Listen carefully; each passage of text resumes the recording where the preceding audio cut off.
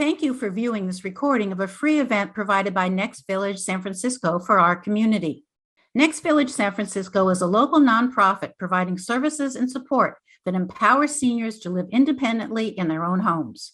We welcome people who want to keep connected with their community as members, volunteers, and supporters. We host 30 to 40 free activities and events each month for the public, and our members have access to our network of volunteers. Learn more and get involved at nextvillagesf.org. We hope you enjoy this video. So this is Next Village's technology teach-in for January 24th, 2025. And today we're going to be discussing website cache, website cookies, and website privacy settings. And so everything today will be about when you're on your computer or your phone or your iPad or whatever device connected to the internet, and you're visiting websites and you're interacting with the internet, and there are these different key terms and things that impact your experience as you're on the internet, any types of potential types of privacy and security. And so these aren't a major threat, but it's good to know what they are, what they aren't, and we'll go over some tips and tricks as well. So hopefully we'll have some good learnings as we head into the weekend here. The reason we want to use the internet is it is, in my opinion, one of the world's best resources for doing just about everything in our daily lives at this point. 20, 30 years ago, we called it the information superhighway, and it's more than that as a metaphor. But it comes with a lot of information exchange, and that information exchange has certain things that we see, such as logging in or typing something in or reading text or downloading things. But there is much more that goes on behind the scenes to make it all possible, sort of tip of the iceberg kind of phenomenon. The basic topics we're going to discuss are cache, or cache, sometimes pronounced, but it is not money. Cookies, and they are unfortunately not those tasty treats, and website privacy in general. And we'll have some time to go through some walkthroughs and kind of make sure we're covering all of our bases. And again, please, if you do have a question, feel free to unmute yourself and call out. Within each of these topic areas, I'm going to provide a little definition, a few examples. And as I mentioned before, there are trade-offs. It's important to have these things. So the pros and cons, some tips and tricks in your daily life, and how to manage these things on your computer, and getting down to the actual tasks at hand. So first, let's dive into cache. So what is cache as you are navigating the internet? Cache are different files that the websites will, as you visit them, load onto your computer. Small things, images, scripts, that is another word for a command, something that happens. And what they do is they speed up the website, because the next time you view the website, a lot of the important and time kind of costly things are already on your computer. It's really helpful whenever you visit a website with a lot of visual content, logos, things of that sort, to not have you have to download that every time. It adds up. It adds up on your computer. It adds up in terms of the business, the website having to host all of these things. It's much more efficient to do. For example, if you visit a website like YouTube, the layout and the logos and a lot of these small files may be stored on your computer locally instead of downloading them every time. So you can actually go into your computer and search and find the folder for these things and see the physical files inside these folders. They're real files. They may have very strange names. It may be a long string of characters. It may be something like YouTube _ logo and everything in between. But there are a lot of types of files stored, like images, um, web page content for front pages, and JavaScript. Um, JavaScript tends to deal with different animations, and so you can imagine that being a little costly in terms of downloading every time. In terms of HTML pages, I see this in my daily life, and it sometimes confuses me. There will be situations where I'm browsing the internet, oftentimes on my phone. I like to hike, I like to bike, and I'm oftentimes in the forest somewhere where reception is spotty, or I'm in some reception and then I don't have reception. And so it confuses me sometimes because I will go to load up a page. It's usually Google Maps, or it's usually something like trail maps or something where I'm like, okay, which direction am I going next? And what will happen is I will load Google Maps on my phone and it will pop up and it'll say, okay, there's San Francisco. I see the picture of it. And I think that I'm on my way. I think I have reception and I think I can zoom in and move around and ask it questions, but I can't. Whenever I actually start trying to input things or move things around or pinch or zoom in or pan or do anything, it won't. And so that's my clue that that was something that was stored on my device just to make it go faster for next time. And so that was kind of something that I realized as I was putting together this presentation. The last section of this slide just talks about kind of what I've been mentioning as I was going, that the first time you visit it, it does a sort of kind of conversation where it says, hey, what things are useful for me to put on your computer for next time to make it go more smoothly?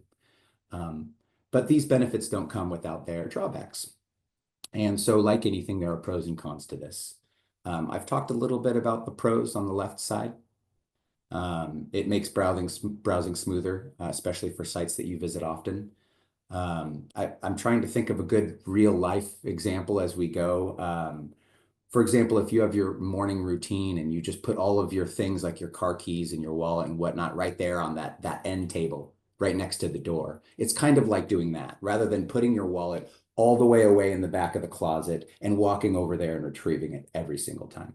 So kind of a loose metaphor, but that's kind of the purpose behind what this is. I've noticed this myself on the con side of things. Over time, it can consume a significant amount of disk space. I do see a couple hands that are raised up here.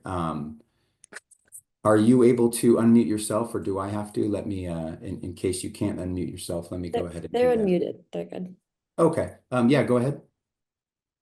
So would a cache be like, for example, I have Hawaiian Airlines up and then I put my flight information that I want to check a price. And then the next time I go in, it already populates the trip that I had looked at previously. So then I just, put search and it goes back and refreshes the search. Would that be an example of a cache? Really great question. That is convenient. It is not cache, but it Oh, is okay. the next topic. It is a cookie. And so they both share that property, that they are things that are put on your computer to help smooth things and speed things along for next time. But we will talk about those sorts of things and the pros and cons with them in the next section here. Okay, great. Thank you. So keep the question in mind. And if there are any sort of examples that you want to walk through, I'm happy to walk through with them in a second. I have a question. Yeah. Where you said you can look for these items that are in the cache. Where Yes. are they? Yes, that depends on how your computer is set up and how the websites and sort of the back end of your connection to the internet and all of the processes decide to store it and where to store it. I will be walking you through how to just delete them all and how to find out how many are on your computer at any one time. And sort to manage those and learn a little bit more about them. So I will provide a walkthrough. I checked on my browser. I use Google Chrome, and I have a bunch of cache files and a bunch of cookies right now. And so in a few slides, I'm going to load that up live and show you what it looks like. Thank you very much. Mm-hmm. But keep the question. And if when we go through that, it's not clear, ask again, and then we'll be in a better position to kind of look at some of the specific examples.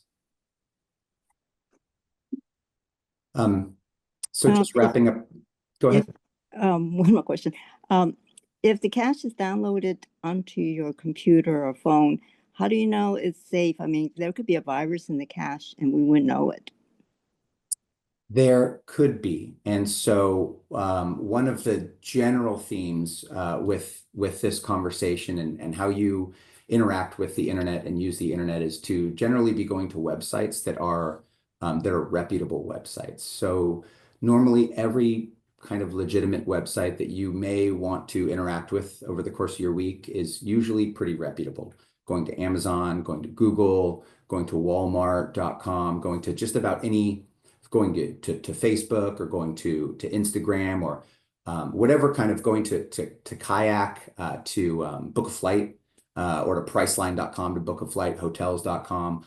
All of those websites are legitimate websites that have a lot of security. There are some websites that aren't so legitimate, and I don't know how to describe kind of where those are.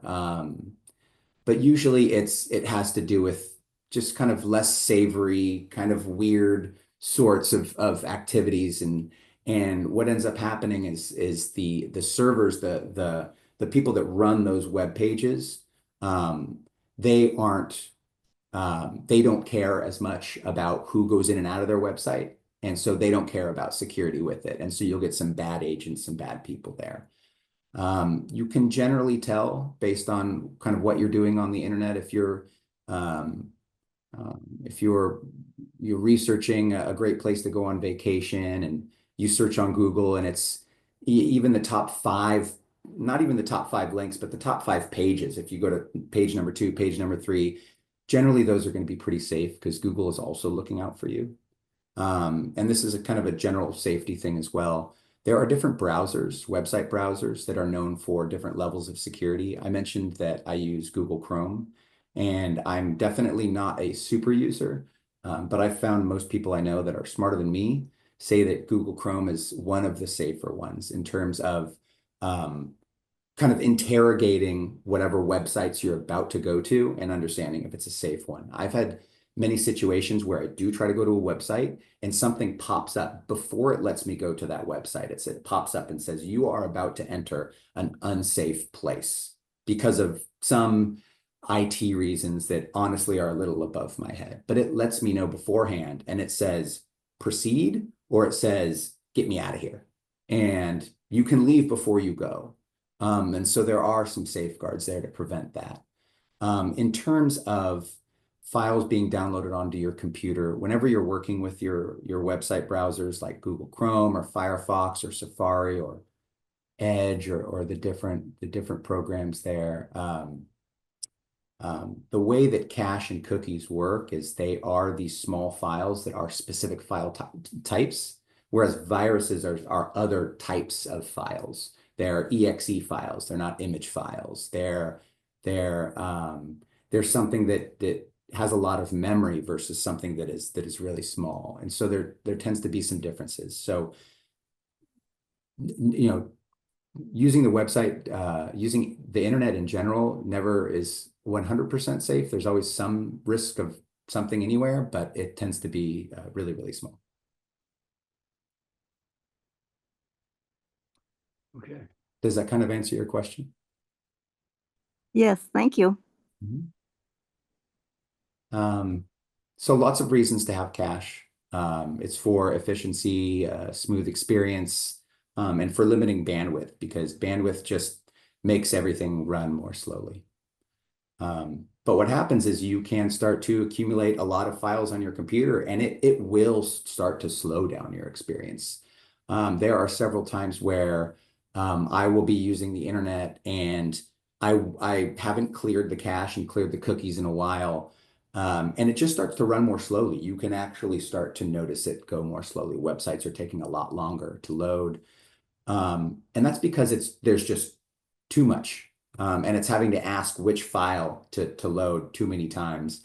And it may end up causing issues, and it may end up just taking too much drive space. So there is an element of sort of having good hygiene in terms of looking through sometimes and clearing things and just making sure that your computer is running healthy. And we can go through that. Any questions on this slide before I move on? Okay.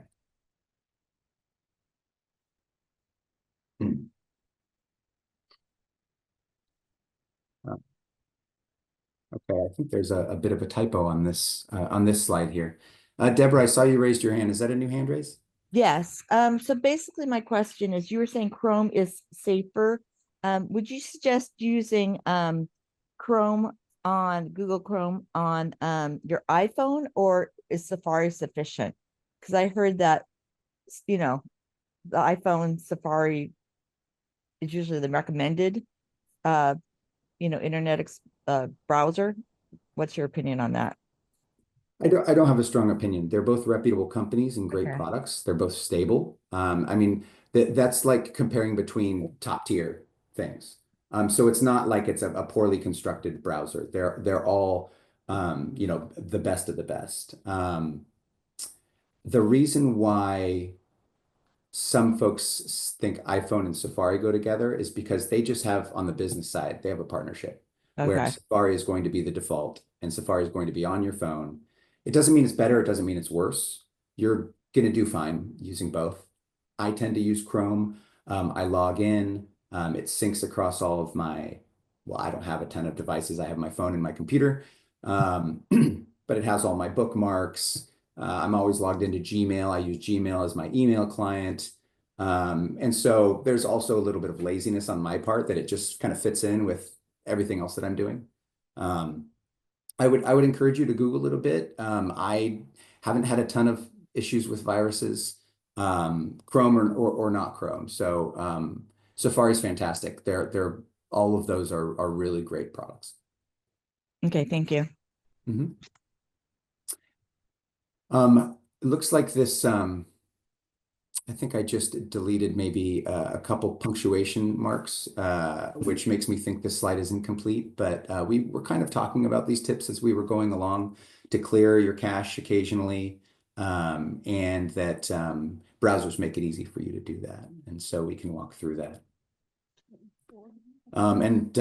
As we clear the cache, I'm going to go through and do that now.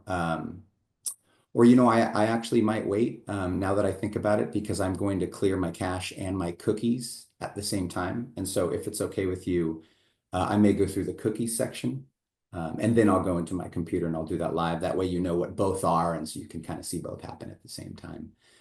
And so I wanted to note that that clearing cache doesn't start any problems with your computer. What may happen is if you go to a website you tend to go to often, the next time it will take a split second, imperceptible amount of time slower, because you're now anew downloading all of those, the tiny font sizes, the colors on the website, the logos, so they don't have to load every time. And so it's you won't notice it, but it's nice to clear things from time to time.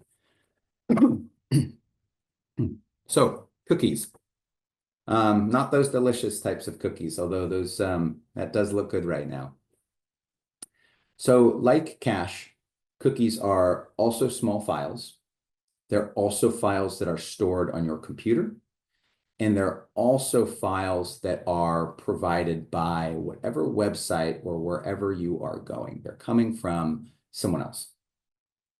They usually have to do less with commands, scripts, images, things like that, and more for how you are interacting with that website. So I think there was a question previously about that. So it could be login details. I use that a lot for convenience. This is my personal laptop. No one else uses it. I don't have anything all that important. And so, yeah, maybe take that one with a grain of salt. But I love whenever I go to a new website, like I'll go to my Gmail or Facebook or any website, some website where I have a membership and I log in and I'm doing something, Amazon. And I love when it just says, Cory, I'm already logged in. It even says the password, but that's just my personal preference. It can be anywhere in between, but so cookies are small files and they tend to be how you are interacting with the website, not how the website loads and looks and things like that. And so they work in a similar manner. Whenever you visit a website, there is a certain kind of handshake on the back end that happens between your computer and your internet provider and the browser and the website and that whole kind of information technology chain there. And it puts a small file on your computer to recognize you and to customize your experience. Now, the word customizing can have trade-offs. It can have benefits and it can have disadvantages, especially as we talk more about some of the privacy concerns and some of the marketing concerns. And so we'll get into what that means. Any questions about sort of the very basics about cookies before we move on? And if you don't remember the distinction between the two, it's not that important. And also after this, I'm going to be reviewing and we'll have a side-by-side of cache and cookies. And you can also download any of these these slides. I'm happy to provide them to anyone. So another example. So instead of visiting YouTube this time and having that logo already downloaded, you're now in Amazon and you have a bunch of stuff in your cart. You've logged in. You've maybe specified what your shipping address is. Something that I discovered recently that happens with me is, let's say I'm at a website like Target and I need to pick something up. And I have two options, ship it or pick it up in the store. Oftentimes there's no shipping cost, and if it's faster, convenient, oh, okay, can I pick it up in the store? I'm in a rush. It's Christmas. I need to get it today. It will already know what my closest store is. It'll already say, oh, you're the store on Geary, the store on the Saramonte Shopping Center, the store in Tanforan, the store in San Mateo. And so it'll know. And so it'll be that's a cookie because it's information about you interacting with the website, and it's information about you as a user, where you live, what your preferences are, and things like that. And so I've touched upon it a bit, that second section there. Different types of files are stored. If you prefer your websites to be in English or in another language, where you tend to click, what you're interested in. Often Amazon will say other customers like these other things. Something I use sometimes, and as I get as my eyes and I start to learn more about light and dark and astigmatism and things like that, more and more of my web pages are going into what's called dark mode, which is just easier on my eyes. Definitely at night, but sometimes during the day as well. And then there are a few types of cookies. Please don't feel like you need to know this super well.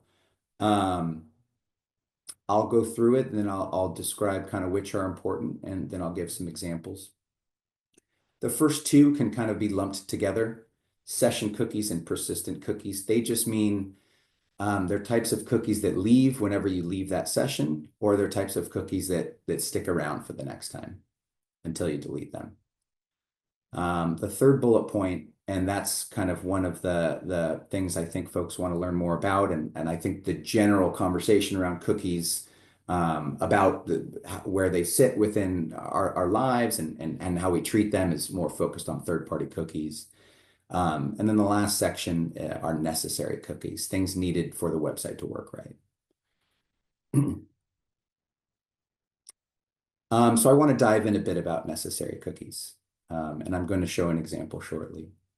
Necessary cookies, while they are something that is downloaded onto your computer and is about information, they actually are required for the website to be secure, to not crash, things like that.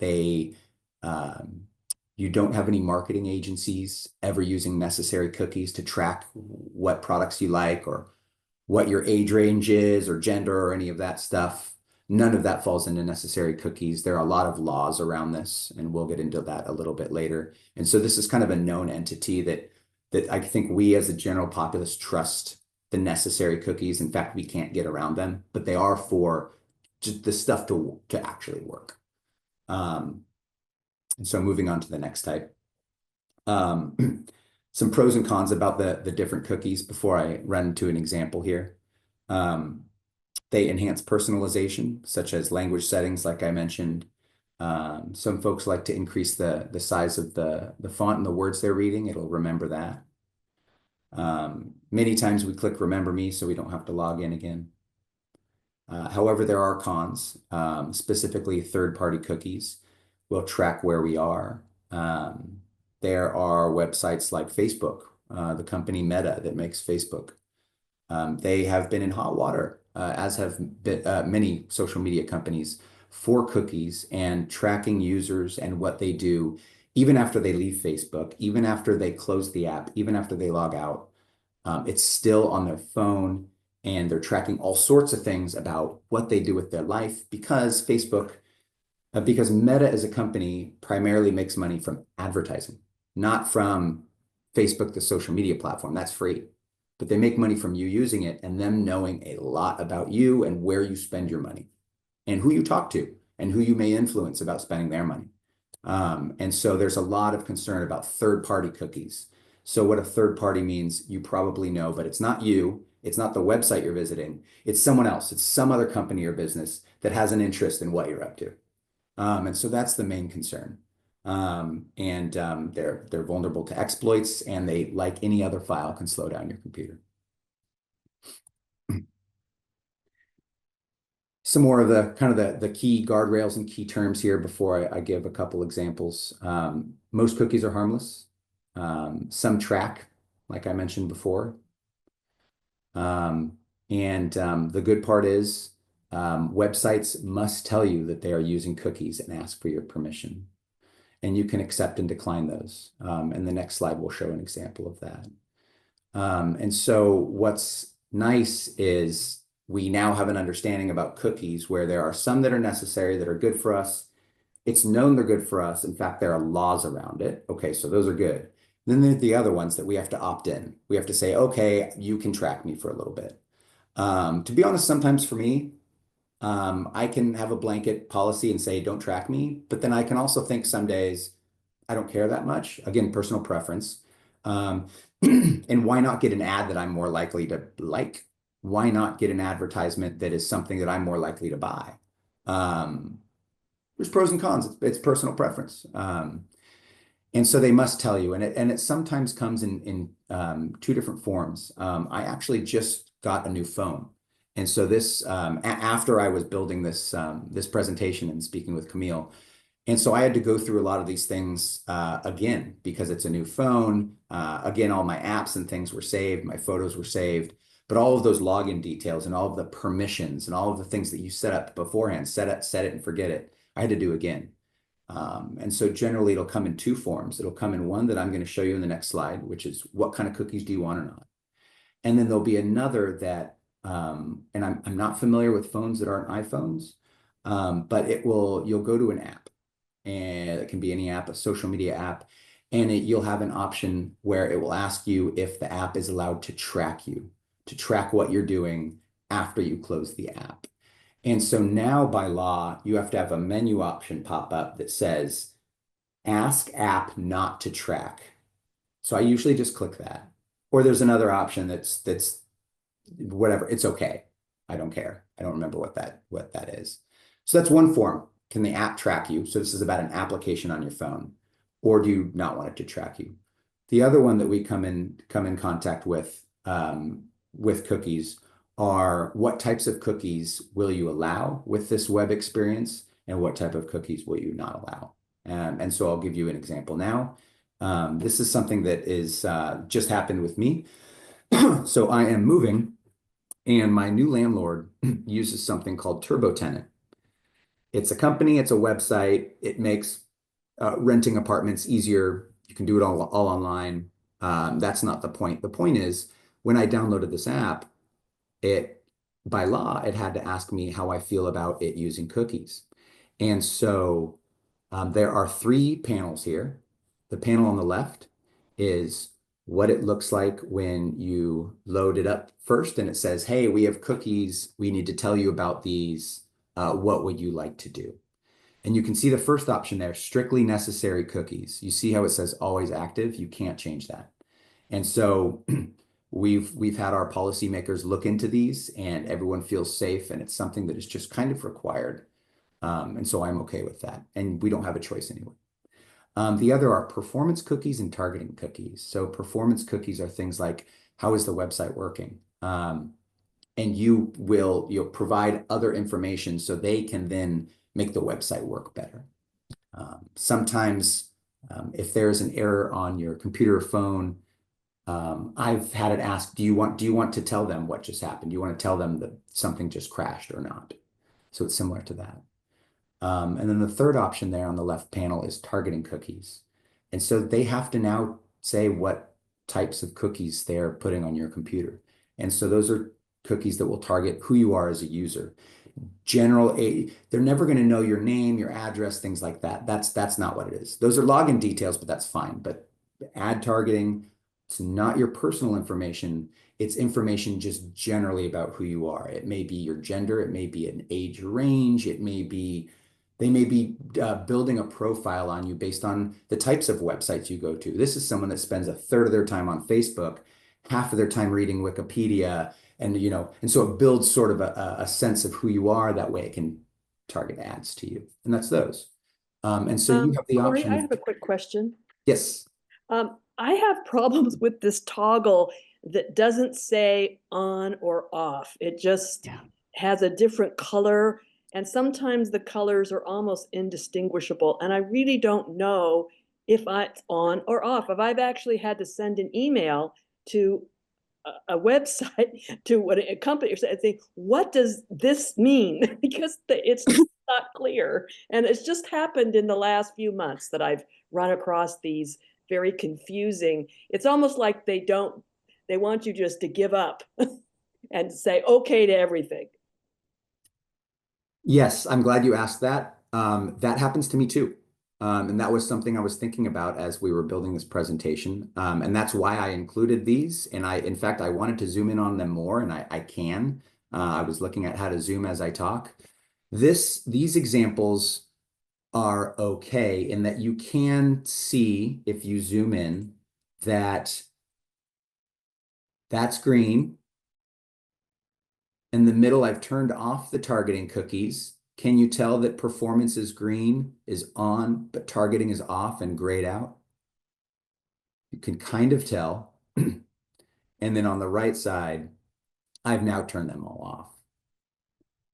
So you can kind of tell that there's green here and gray below. Sometimes it is very hard, and I have been in that situation before, and I found myself sort of laughing to myself that I think you are right, that there are rules, but people are making it a little as hard as they can do so and get away with it. And so there is a little bit of savvy involved.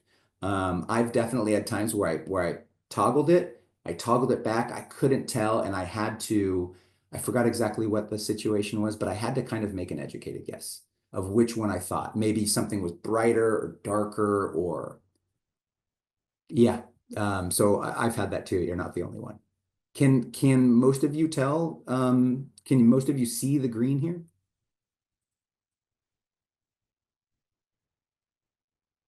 The green here versus the gray. Is there anyone that can't tell the difference? Can you please speak up if you cannot tell the difference? Well, there's no place that they tell you that green is on and gray is off. I mean, that's that basic thing. Like, what if it was green and blue? I mean, yeah. So I think the theme for some of these features that are activated or deactivated or enabled or disabled is, generally speaking, grayed out means it's deactivated, declined, is not going to be doing anything, generally speaking. And so if it's not grayed out, or if there is a color, that generally means it's on or active. And so it looks like that's the sort of the pattern that they're using here in this case, where color, the green, on, power, color, green, go, and then grayed out, similar to when you are deciding what car to buy. And you have the basic, you have the middle, and you have the luxury. And so with the basic, you'll have a lot of features that are grayed out because you don't get them because you didn't pay for them. And so that's kind of similar to what's happening here, I think. Also, I think for most of them, if the little white circle is on the right, that means it's turned on. I think the toggles are more commonly used now. And yeah, to the right, I believe to the right means on. Also, I think the default for most websites is that all of them will automatically be on. Um, and that's kind of a clue as well. But generally, you were mentioning like a green and blue, Linda, and I think that was Linda speaking. Um, it's usually not green and blue, it's usually green and gray or green and red, or it's usually one of them is gray, and the gray is typically going to be the one that's the off setting. Does that clear it up, Linda? Yeah, thanks. Okay. Who here has seen a page like this before? This looks very familiar to me, and just a thumbs up, or you can do a react if this page looks familiar and you can think about a couple instances where you've run into it. Yeah. Yeah, it's a very common thing now. Yep. So glad this can be useful here. Some of the concerns that we've sort of been touching on is that it does track your activity. It may be collecting data that you don't want shared, like general demographic profile information. And it can be used for targeted ads. And some people like targeted ads and some people don't. And so it's a preference, and that's why it's one of the ones that you can choose on or off. And it can slow your computer down over time as you have lots of files on your computer, as your bandwidth kind of slows, as it's having to parse more through more every time. And so there's kind of a diminishing return, so to speak. How do we get rid of them? So number one, we took a look at adjusting your browser settings. There is something in web pages called incognito mode or private mode, where you can go in and you can browse, and there won't be any cookie or cache storage, but also you'll have to log into every website. And then just deleting cookies regularly to maintain privacy. And that's just kind of that topic of hygiene that we were talking about before. And if this is one of the last slides of cookies, I'm going to go ahead and go through that on my Chrome so we can kind of see that live. And I'll go slow, and please stop me as we click through the different things so we can make sure we're understanding it all together. So we've been over this, so I'm going to go through a walkthrough now and then looks go like to a review. There's one more question, Yes, I think, Deborah. before. So I guess it really depends on how many websites you use, but how often would you recommend clearing your cookies and your caches? Would you say once a month if you're like an average user, or is it really dependent on your usage? I think for me, and please double check my work and Google if there's people talking about it on different forums or whatnot. I tend to only clear it when I notice that something is moving slowly. I've had it, I mean, I can probably count on one hand, maybe two hands, how many times in memory that something I've been doing has slowed down so bad that after I cleared the cache and cookies, that was the thing that fixed it. So I think it's just kind of a wait and see what the symptoms are. Okay. And if you're in a situation where maybe you're already on that menu in your computer and you don't care either way, might as well click it. There's no real downside other than you'll have to log into everything again and put your password in everything again. So there's different trade-offs. But I hadn't, and I haven't. I think I got this computer maybe a year and a half ago, and I don't think I've cleared them. But Okay. I'm going to now, and I think I looked at rough numbers, and I only looked at it briefly, but I think I have about 500 cache files and a few thousand cookies. So yeah, we'll see what that looks like now. But I know when I used to work, and I used to actually work on online merchandising site, that if I had a problem with doing something and I wasn't getting refreshed, reloaded correctly, and then I'd ask somebody else on their computer and like, oh, mine's fine. And then I'd have to clear my cookies and then it would work again.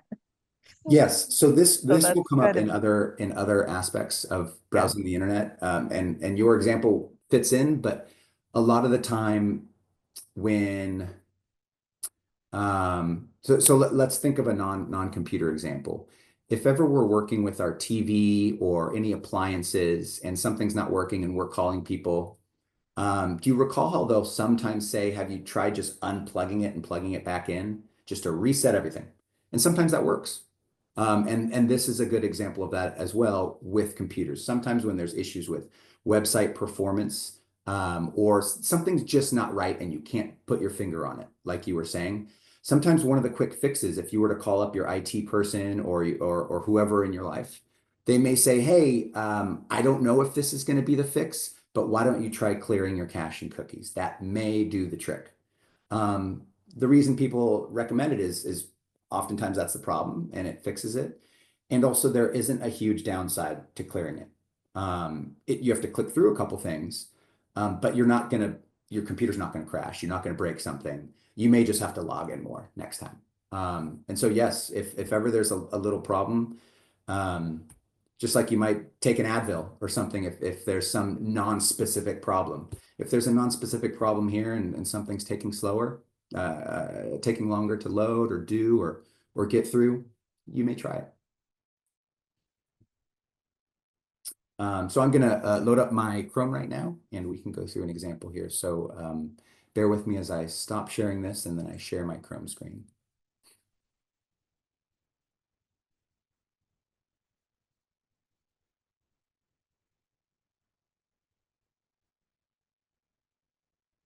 Okay.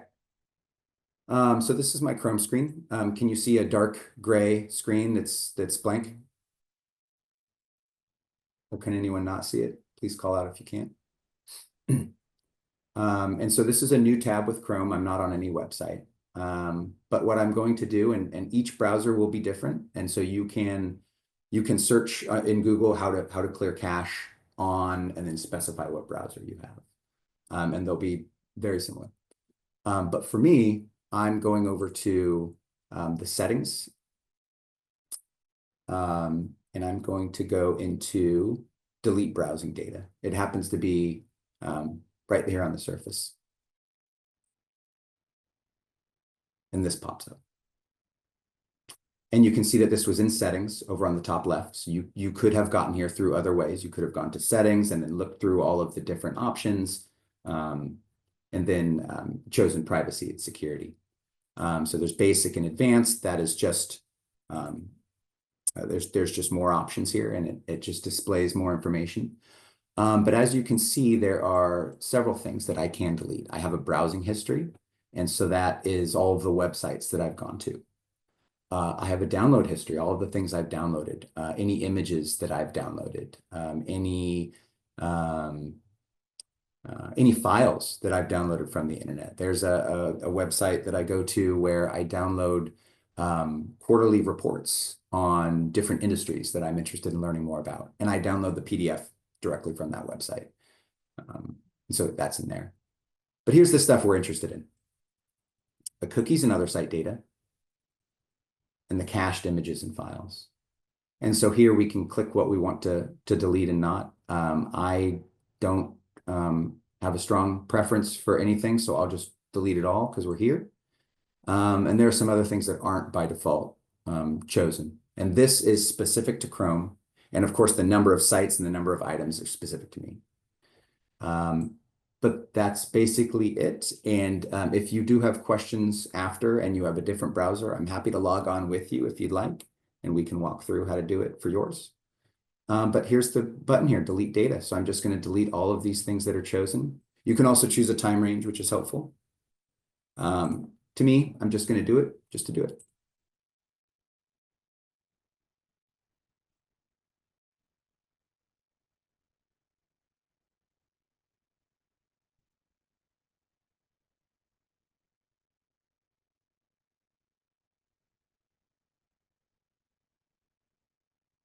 My internet may be taking a while. I didn't expect it to take this long. So, oh, it is done there. And there you go. There was a little thing at the very bottom about saying about keeping your, if you wanted to keep, it's gone now. Oh, there it is. To delete browsing from this device only while keeping it in your what would be the point? I get. Oh, I see. Mm-hmm. Yeah, I was just curious. Yeah, good question. Because it says sign out. Is- I'm just not clear what that means.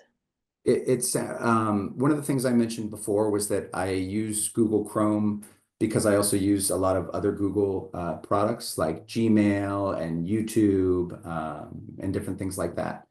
And so what it sounds like is happening here is it will delete this data from this laptop, my computer. But if I go onto my phone and I can go to those websites and it's still loaded on this device.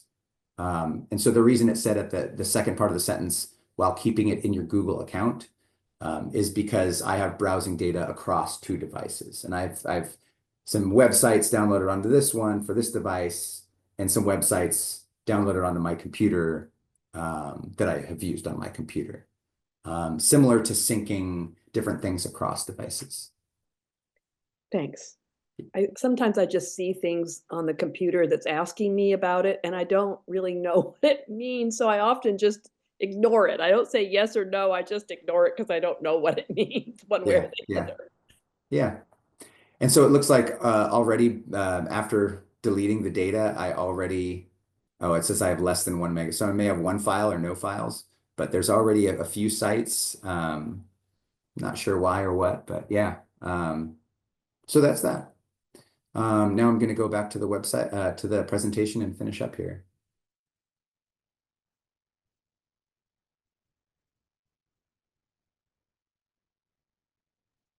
And this is just a plug, but for anyone who is a Next Village member and you want help, like one-on-one help clearing your cache, reach out to me after the presentation and we can work on finding a volunteer to help you with that. But this is very thorough and I don't even know if anyone's gonna need a volunteer, but if you do, feel free to reach out to me. Yeah. And this is just a quick review. I won't call anything out. Just take a look at kind of some of the similarities and differences. What types of things are stored, their size, an example, and what they do.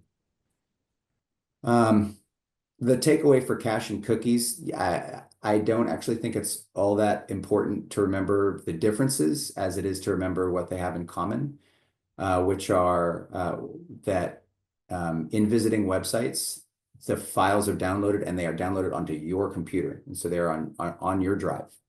And they help with whatever you're doing with the internet. Some may have information about you generally. Again, not your name unless it's login details, that's fine. But marketing stuff, like generally your age, generally what types of things you like to buy, things like that. And so they can slow it down, but it's helpful and you can clear it and manage it. So those are the big takeaways. I'll skip this one because we've been through enough examples here. Last section with a few minutes that we have left. I'm going to go through some website privacy, and this is more general, and if you have specific questions, feel free to reach out. As we've mentioned before, the internet is a powerful place, and websites need to collect data to improve what they're doing. But sometimes there are bad apples and bad agents. And in this section of website privacy, sometimes that information is misused or sold to other people, like email addresses and things like that. And so this section more has to do with one of the early questions of the presentation around what if I go to a website and how do I know it's not a virus? Or how do I know there aren't some under the table or unsavory things happening? And so this section is more concerned with that, and it more concerned with viruses, like you mentioned, and adware and malware. And those sorts of things really slow down your computer as well.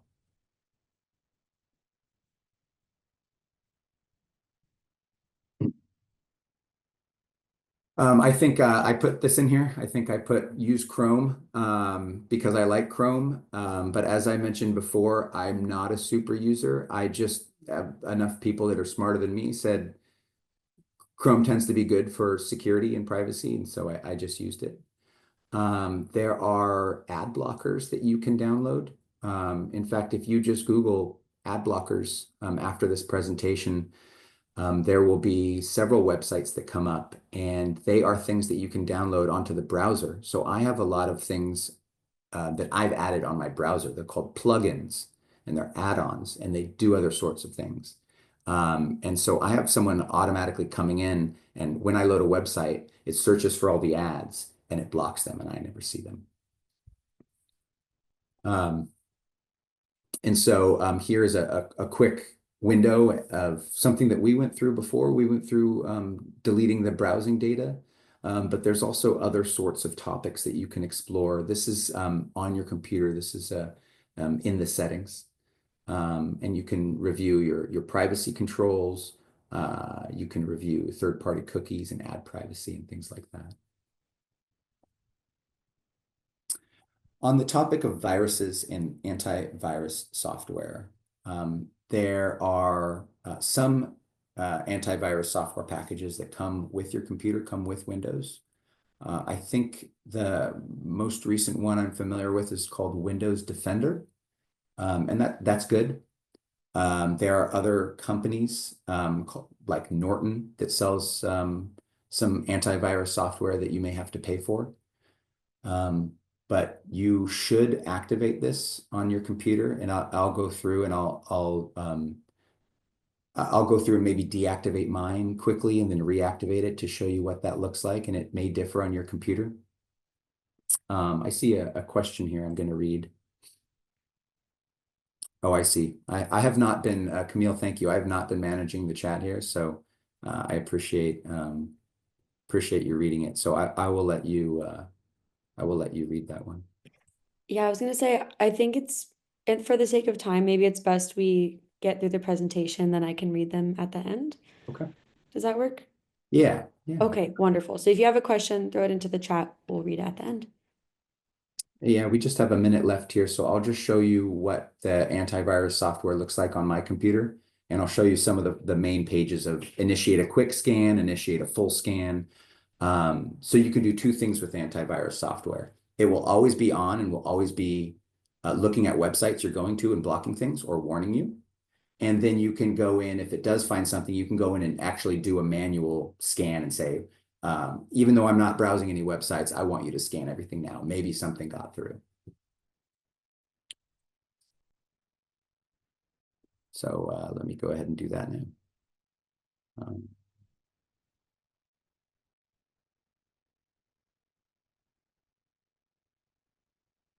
Let's see here.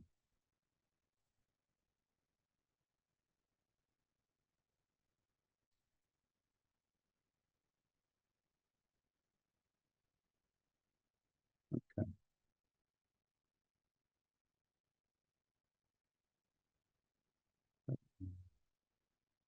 Move this so it's not confusing. Which screen? Let me check which screen I'm sharing. Screen, yeah, screen one. Okay.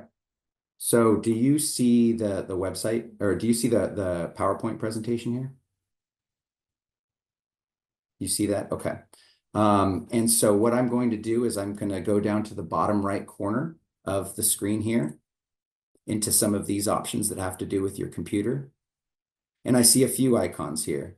I see notes that I take. I see Zoom. I see some Bluetooth stuff. Then I see the shield.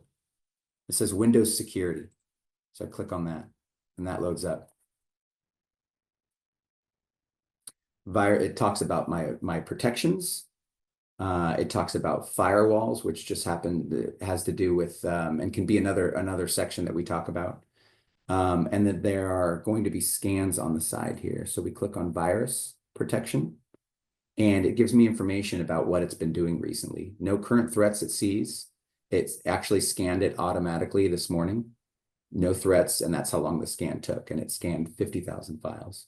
So I can initiate a manual quick scan right now, I can also go and do a full scan. If I click on scan options, it'll load up full scan, custom scan, and then a different type of scan. So this is automatically on my computer. And so please check which one you have and familiarize yourself with it. And if it needs to be enabled or turned on, do so. I see the question here. I heard Macs have their own virus protection. Exactly. So I use Windows, and what came with my computer and the operating system Windows is this program here, Windows Security, Windows Defender. And so Macs will have something else. Macintosh, Apple, and their operating system, very reputable, some of the best products in the world. I am, again, not a super user, not an IT expert, but something that comes native or default on a Macintosh, I would say absolutely is great. So I would enable it and use it. If you want to get extra third-party antivirus softwares, Norton and some of those, you'll likely have to pay. And I can do a little research on the back end myself and give some pros and cons of the two. I'm not prepared to now, but I'm happy to do a little research. But the short answer is I think you will be just fine. Just make sure you scan every so often. Make sure another thing to make sure of is that your virus definitions are updated. And so what that means is some of these programs, they need to learn what a virus is. But the bad agents out there on the internet are always evolving and are always making new and better viruses. So then we need to teach our computer what the new viruses look like now. And so often you'll have to update virus definitions. You'll have to update, and I can look here what it's called exactly here, but here it is. You can see it down here, virus and threat protection updates. Security intelligence is up to date. And so it went out and it updated all of its virus definitions and all of its library of what they look like and what they do today during the presentation here. So it did that automatically. So make sure your definitions are updated. You scan every now and then, and that it's turned on. And you should be good. Thank you for viewing this Next Village video recording. We hope you enjoyed it. Please help us spread the word and tell friends and neighbors about Next Village events and services for seniors and adults with disabilities in San Francisco.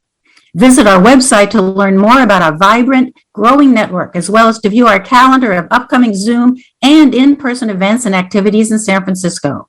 Our website is nextvillagesf.org. Contact us to join our email list to learn about events and resources for seniors in San Francisco. And subscribe to the Next Village YouTube channel by clicking the button below.